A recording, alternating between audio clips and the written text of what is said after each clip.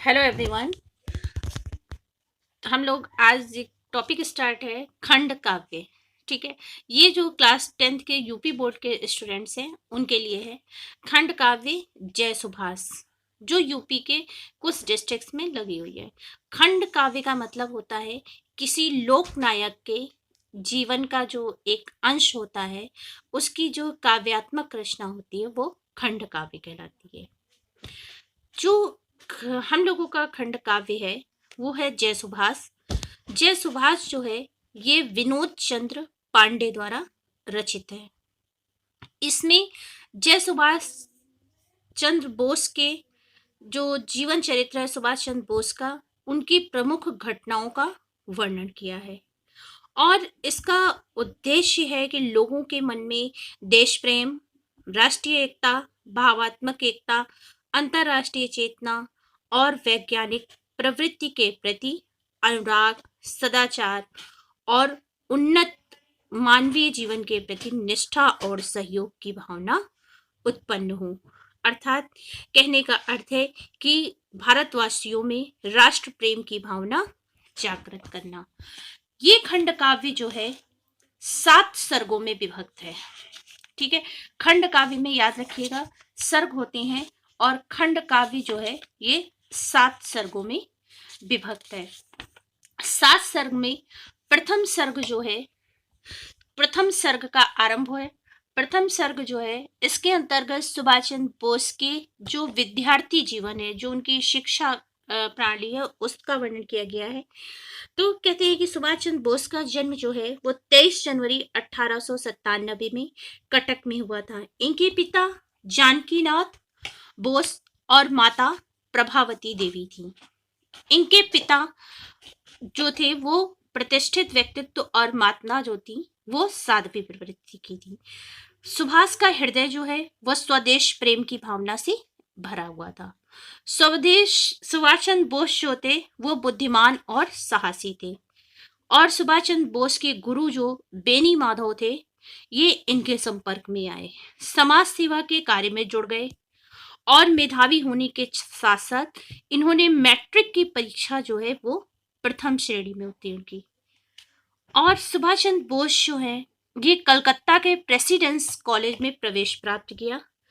तभी इनका यहाँ पर परिचय जो है वो सुरेश बनर्जी के साथ हुआ और सुरेश बनर्जी के ही आश्रय में इन्होंने मातृभूमि की सेवा का व्रत लिया। यहीं एक दिन स्वामी विवेकानंद जी ने सत्य शोधन का आदेश दिया। सुभाष चंद्र इससे अति प्रभावित हुए और सत्य की खोज के लिए निकल पड़े। परंतु उनके मन में देश प्रेम की एक भावना जागृत हो गई थी, जिसके कारण वो इंटरमीडिएट की परीक्षा में बैठे, लेकिन पढ़ाई में इनका मन नहीं लगा। प्रथम श्रेणी में परीक्षा उत्तीर्ण की। प्रेसिडेंस कॉलेज में ऑटन नाम के प्रोफेसर ने भारतीयों का अपमान किया और जब ऑटन नाम के प्रोफेसर ने भारतीयों का अपमान किया तो सुभाष चंद्र बोस ने भी उनके गाल पर तमाचा जड़ दिया। इससे क्या हुआ कि कॉलेज से उन्हें निकाल दिया गया और अन्य विद्यालय में प्रवेश प्राप्त कर उन्होंने बीए की परीक्षा उत्तीर्ण की। इन्होंने कैम्ब्रिज जाकर आईसीएस किया, लेकिन स्वदेश प्रेमी ने उस पद को त्याग दिया। इन्होंने आईएएस की परीक्षा पास की, आईसीएस की, और स्वदेशी प्रेम होने के कारण इन्होंने उस परीक्षा का भी अपनी मातृभूमि के लिए त्याग कर दिया और भारत वापस लौट आए।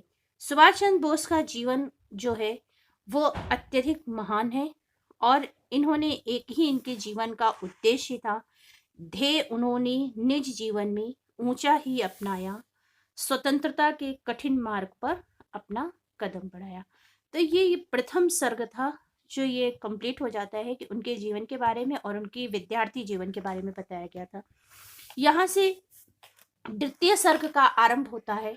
द्वितीय सर्ग जो है ये देश की स्वतंत्रता के लिए समर्पित सुभाष चंद्र बोस ने गांधी जी के असहयोग आंदोलन में सक्रिय भाग लिया। मतलब जब गांधी जी का असहयोग आंदोलन चल रहा था तो उसी समय सुभाष चंद्र बोस भी जो थे उसी आंदोलन में कूद पड़े। नेशनल कॉलेज के प्राचार्य रहते हुए उन्होंने अपने छात्रों में भी स्वतंत्रता की भावना जगाई और सरकार को ललकारा। तो अंग्रेजों ने उन्हें जेल में बंद कर दिया, परंतु जेल से छूटने पर वो स्वतंत्रता आंदोलन में फिर कूद पड़े। अर्थात जैसे ही जेल से बाहर आए, वो देश के नागरिकों का, देश के भारतवासियों का जो था सहयोग करने लगे। बंगाल की भीषण बाढ़ में भी उन्होंने लोगों की कोई परवाह नहीं की और जनसेवा का कार्य किया। कलकत्ता नगर पालिका के अधिवेशन में भी ये निर्धारित वेतन से आधा वेतन लेकर ही कठिन परिश्रम किया। अंग्रेजों ने इन्हें कई बार जेलों में रखा, पर उनके हृदय में जो स्वाधीनता की आग जल रही थी, जो लौ जल रही थी, वो कभी भी कम नहीं पड़ी। उन्होंने कारागृह में भी हंसते नित साहस दिखलाया, दुख झेलने में स्वदेश हित मोद उन्होंने पाया। कहने का अर्थ है कि द्वितीय सर्ग जो है वो गांधी जी के असहयोग आंदोलन, बंगाल की भीषण बाढ़ और कलकत्ता नगर पालिका के अधिकांशी अभियंता के पद पर काम करने से संबंधित था। तृतीय सर्ग जो यहाँ से स्टार्ट होता है, तो तृतीय सर्ग का आरंभ जो है ये कलकत्ता का जो अधिवेशन हुआ था उसके संदर्भ में है कि सन 1928 में कलकत्ता का कांग्रेस अधिवेशन हुआ। उस समय इनके हृदय में प्रसन्नता के भाव जागृत हुए। क्यों? पंडित मोतीलाल नेहरू जो थे इस अधिवेशन के अध्यक्ष बनाए गए। याद रखिएगा, कलकत्ता अधिवेशन के अध्यक्ष जो थे पंडित मोतीलाल नेहरू बनाए गए। सुभाष चंद्र बोस जनसेवा के दल के नेता बने।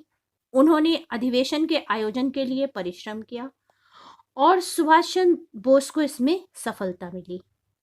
कलकत्ता अधिवेशन का आरंभ जो है राष्ट्रीय गान के साथ राष्ट्रीय ध्वज फहराया गया। भारत माता की जयकार से आकाश गूंज उठा। अध्यक्ष पद से भाषण देते हुए पंडित मोतीलाल नेहरू ने सुभाष चंद्र बोस की बहुत प्रशंसा की और उन्हें अपने पुत्र के समान बताया। तत्पश्चात सुभाष चंद्र बोस को कलकत्ता का मेयर चुना गया और इसी इलेक्शन के बाद जो मोतीलाल नेहरू उनसे इतना प्रभावित हो गए थे कि उन्हें कलकत्ता का मेयर बना दिया गया। इनकी भव्य शोभा यात्रा निकली। पुलिस ने लाठीचार्ज तक किया। मतलब सुभाष चंद्र बोस की जब शोभा यात्रा निकल रही थी तो पुलिस ने बहुत अधिक लाठीचार्ज कर दिया। शरीर पर काफी चोटें आई। उन्हें 9 महीने के कारावास का दंड देकर अलीपुर जेल भेज दिया गया। जेल से छूटने पर सुभाष चंद्र बोस ने क्रांतिकारी कदम उठाए। जो अंग्रेजी सरकार थी वो इनसे बहुत भयभीत होने लगी थी, क्योंकि सुभाष चंद्र बोस जो थे वो किसी भी चीज से डरने वाले नहीं थे और न ही पीछे हटने वाले थे। उन्होंने सुभाष को भोगाली जेल भेज दिया। जेल से छूटने पर सुभाष चंद्र बोस ने देश की जनता को उत्साहित करने का प्रयास किया। स्वास्थ्य बिगड़ जाने के कारण सुभाष चंद्र बोस जो थे वो कारावास से ही विदेश भेज दिया गया। पिता की मृत्यु का समाचार सुनकर सुभाष चंद्र बोस भारत वापस लौटे, किंतु पिता की मृत्यु हो चुकी थी। वे पुनः वियना लौट गए। वियना में रहते हुए ही उन्होंने द इंडियन स्ट्रगल नामक पुस्तक लिखी, जिसमें उन्हें काफी प्रसिद्धि मिली।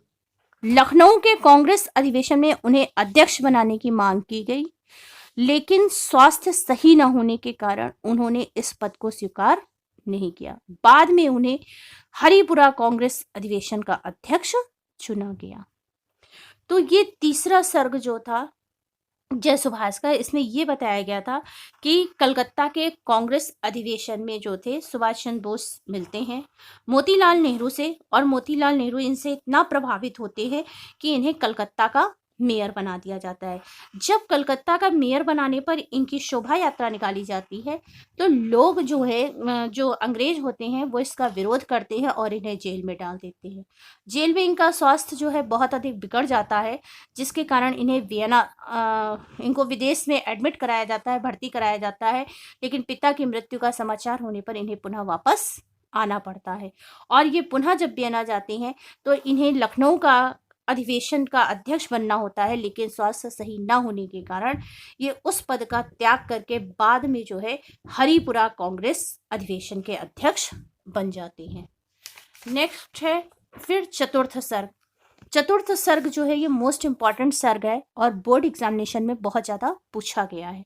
क्यों? क्योंकि इस सर्ग की इम्पोर्टेंट इसलिए है क्योंकि इसमें इन्होंने महात्मा गांधी जी के विरोध में जो है इलेक्शन लड़ा था, चुनाव लड़ा था। और यहाँ तक कि ये हो गया था कि पट्टाभी सीतारमैया को जब इन्होंने ऑफर किया था, उन्हीं को हराकर सुभाष चंद्र बोस जो थे ये इलेक्शन जीते थे।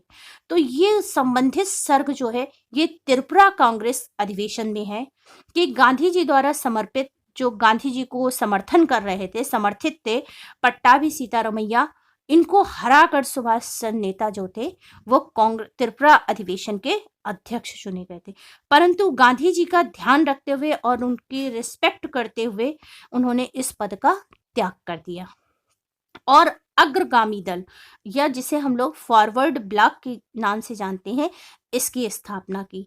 इस संगठन के द्वारा उन्होंने भारत की जनता को आजादी के लिए उत्साहित किया।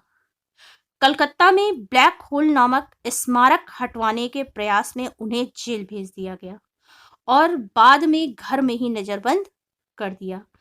इस प्रकार जन्मभूमि भारत की स्वतंत्रता के लिए सुभाष चंद्र ने जो है अनेक कष्ट सहे। मतलब जो सुभाष चंद्र बोस का चौथा सर्ग है ये त्रिपुरा कांग्रेस अधिवेशन से संबंधित था और इसमें जो गांधी जी का समर्थन कर रहे थे पट्टाभी सीतारमैया, इन्हीं को हराकर सुभाष चंद्र बोस जो थे वो अध्यक्ष चुने गए थे। लेकिन गांधी जी उम्र में बड़े थे और सम्मानित थे, उनका ख्याल करते हुए सुभाष चंद्र बोस ने इस पद का त्याग कर दिया था और फॉरवर्ड ब्लॉक की स्थापना की और ब्लैक होल नामक संगठन बनाया।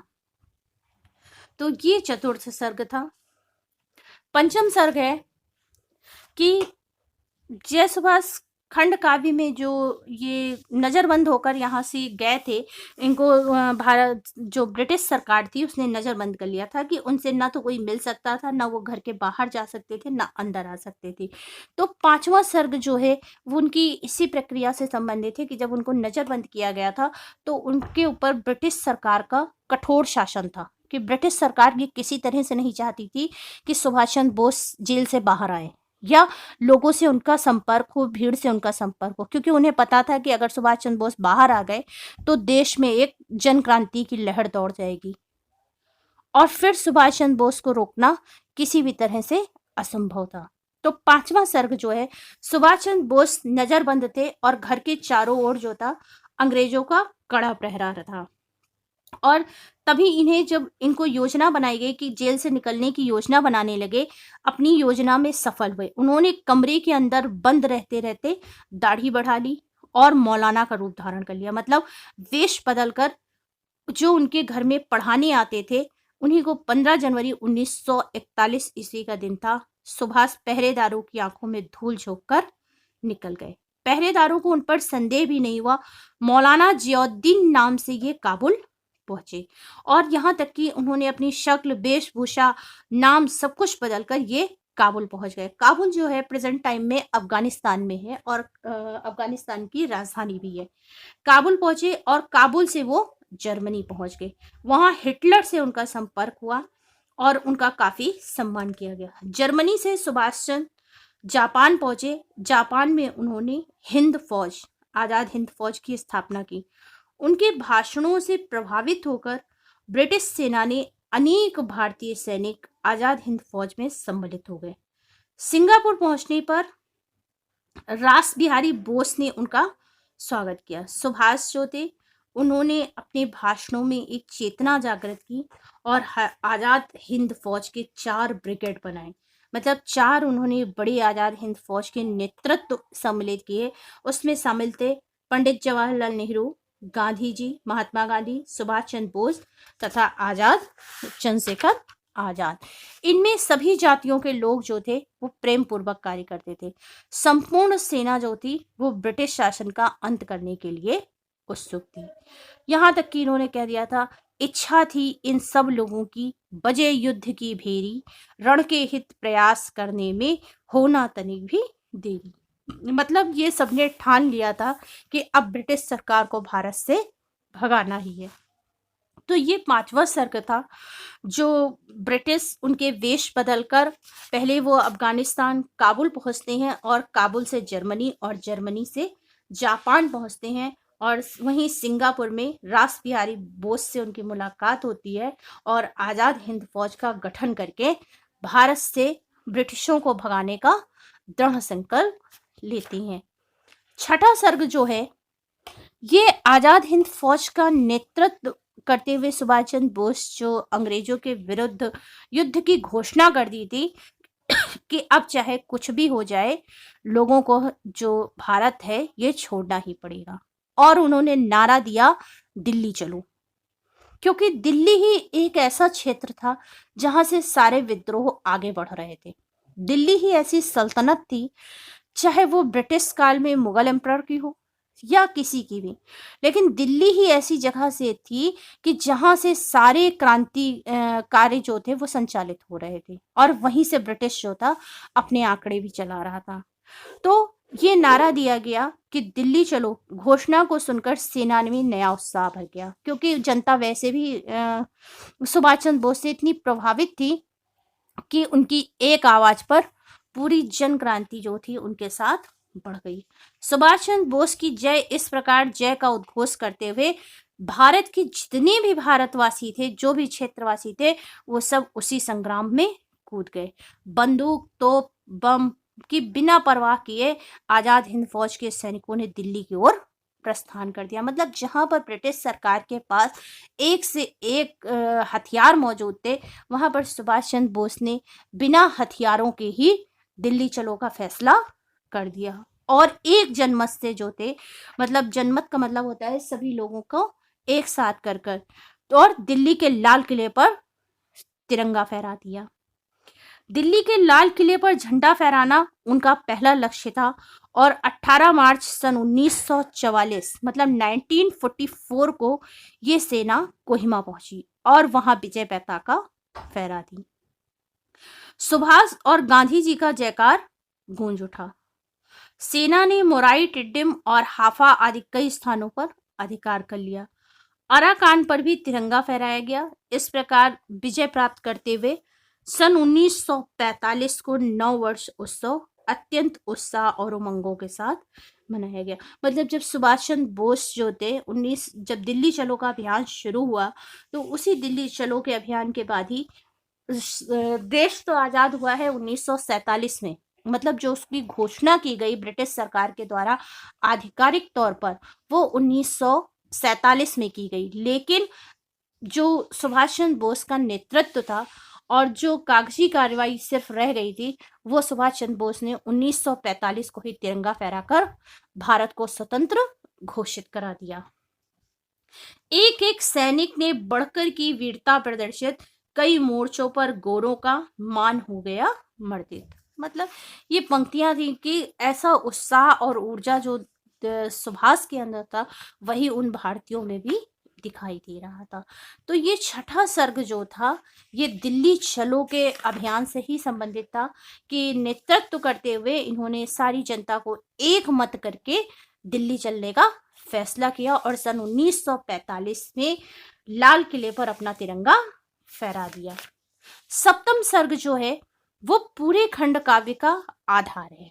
मतलब आजाद हिंद फौज की जो विजय घोष थी, इसको सुनकर हृदय में निराशा का अंधकार समा रहा था। मतलब जैसे ही आजाद हिंद फौज की स्थापना के बाद सुभाष चंद्र बोस ने नेतृत्व संभाला, अंग्रेजों के जो हृदय थे वो कांपने लगे। उनको ये अब एहसास हो गया था कि अब भारतवासी जो हैं वो अंग्रेजों को टिकने नहीं देंगे। इसे भारत का दुर्भाग्य ही समझना चाहिए कि उसी समय जापान में भयंकर दुर्घटना घटी और जापान के हिरोशिमा और नागासाकी, दो प्रसिद्ध नगरों पर अमेरिका ने परमाणु बम गिरा दिया। ये उसी समय घटना घटी थी जब सुभाष चंद्र बोस नजरबंद होकर जर्मनी से जापान पहुंचे थे और उसी समय अमेरिका ने परमाणु बम परीक्षण किया था और उसकी टेस्टिंग करने के लिए, उसको परीक्षण जांचने के लिए वही बम जो है वो हिरोशिमा और नागासाकी पर गिरा दिया थे। बम इतने शक्तिशाली थे कि दोनों नगर पूरी तरह से तबाह हो गए। नर नारी मनुष्य सभी जो थे वहाँ विकलांग हो गए।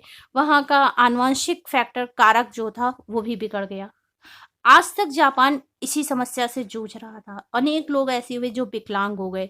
जनहित के लिए जापानी सेना ने हथियार डाल दिए। जो जापान सुभाष चंद्र बोस को सपोर्ट कर रहा था, समर्थन कर रहा था, उसी जापान के ऊपर जब प्राकृतिक आपदा आई, जब अमेरिका द्वारा परमाणु बम गिराया गया, तो उस समय उसने अपने हाथ खड़े कर दिए, क्योंकि जब हम खुद असह्य हो गए तो वो दूसरे का सहयोग कैसे कर।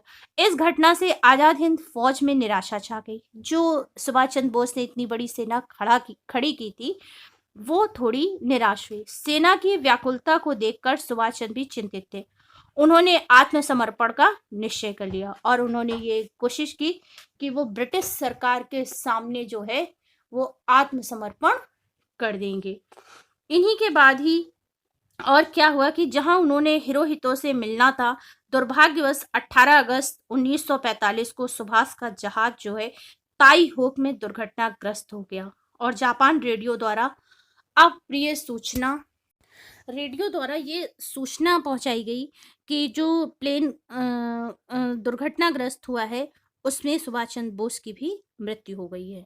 भारतवासियों की आशाएं जो थी वो धूल में मिल गई, परंतु सुभाष भारतीय जनता के लिए अनंत काल तक अमर हो गए। इसी के बीच कहते हैं कि वीर सुभाष चंद्र जो थे वो लोगों के बीच में एक आदर्श बनकर रहे और देश से ब्रिटिश को भगाने के लिए जो उन्होंने साहस किया वो अत्यंत ही आदर्श है लोगों के लिए और भारत के वीर के लिए, भारतवासियों के लिए। तो ये खंडकाव्य जो थे सातों सर्ग आपके हो गए, जो कि कोई ना कोई सर्ग का आंसर आपसे पूछा जाता है और ये पूछा जाता है कि जय सुभाष का कैरेक्टर, ठीक है, कि उनके चरित्र की कौन कौन सी विशेषताएं थी।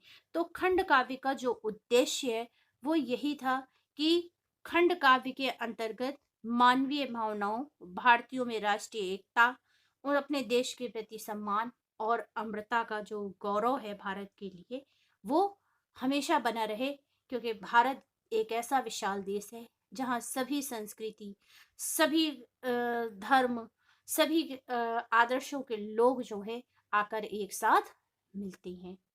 और खंड काव्य के जो एकांकीकार, खंड काव्य के जो लेखक है विनोद चंद्र पांडे, इन्होंने इस खंड काव्य के माध्यम से भारत भूमि को नमस्कार निवेदित किया है कि भारत भूमि जो है वो ऐसे ही वीरों के लिए जानी जाती है कि जिसमें भारत पर मर मिटने वाले, अपनी मातृभूमि पर मर मिटने वाले वीर योद्धाओं की कोई कमी नहीं है। अर्थात भारत जो है, भारत के वासी जो है अपनी मातृभूमि की रक्षा के लिए अपने प्राणों को भी निछावर कर सकते हैं।